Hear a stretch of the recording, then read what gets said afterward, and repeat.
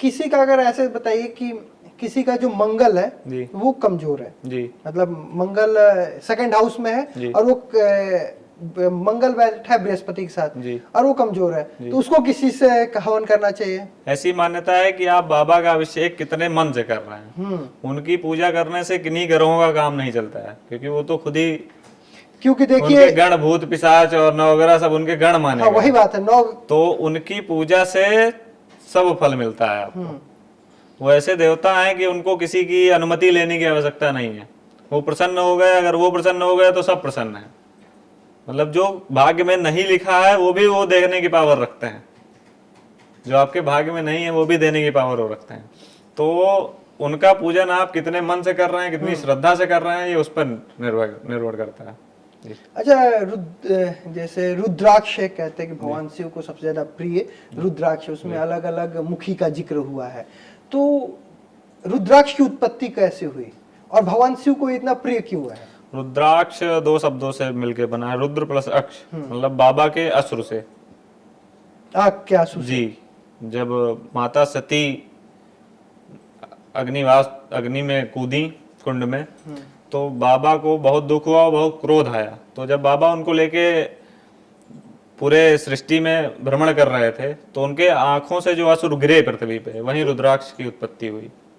तो उसमें मतलब तो फिर एक मुखी हो गया, दो मुखी है, जी। तीन मुखी है, पंचमुखी है, इन सभी का अलग अलग महत्व है। क्या क्या? अलग अलग, जैसे 5 मुखी हो गया तो जैसे घर में जो विद्यार्थी हैं उनका मन नहीं लग रहा है पढ़ने में या ऐसे, तो उसमें आप इस्तेमाल कर सकते हैं। 7 मुखी भगवान को प्रिय है, और इनकी मान्यता ग्रहों पर भी निर्भर करती है। जैसे आपकी किस ग्रह की महादशा चल रही है या कौन सा लग्न है आपका, उस हिसाब से आप उतने मुखी रुद्राक्ष धारण कर सकते हैं। उसके अलग अलग फायदे हैं।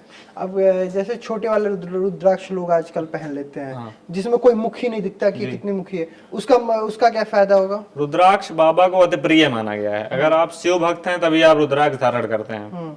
और ऐसी मान्यता है कि अब बाबा के पास आप अगर जा रहे हैं तो उन्हीं की पसंदीदा चीज लेके, जैसे हम आपसे मिलने आ रहे हैं तो आपकी फेवरेट चीज अगर पहन के आ रहे हैं, वैसा भेष बना के आ रहे हैं, तो आप हमसे उतनी जल्दी प्रसन्न होंगे या मिलेंगे।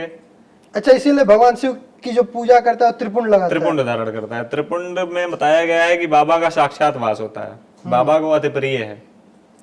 तो आप बाबा के पास जा रहे हैं तो वैसी वेशभूषा में जाइए।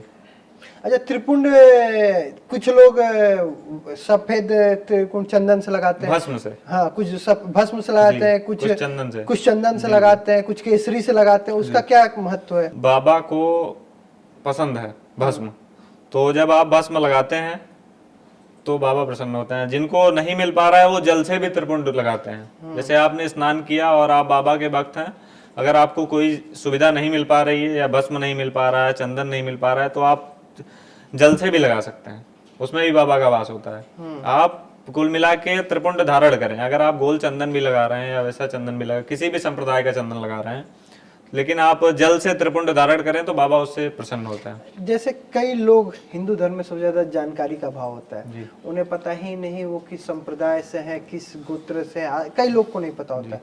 और जिन्हें पता भी होता है उन्हें ये नहीं पता होता है कि वो किस वैष्णव से आते हैं, तो उन्हें व्हाइट लगाना है या पीला लगाना है या केसरी लगाना है, पता नहीं है। तो वो कैसे जान पाएंगे?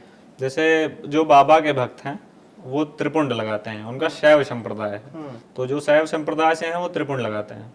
जो वैष्णव से हैं वो ऊर्ध्वपुंड लगाते हैं। वो कैसे होता है? जो ऐसे ऊपर खड़ाऊ के जैसा होता है बीच में से। हाँ। अयोध्या में अक्सर आपने संतों को देखा होगा, वो ऊर्ध्वपुंड लगाते हैं। और जो काशी में रहते हैं वो त्रिपुंड लगाते हैं, वो शैव संप्रदाय से होता है।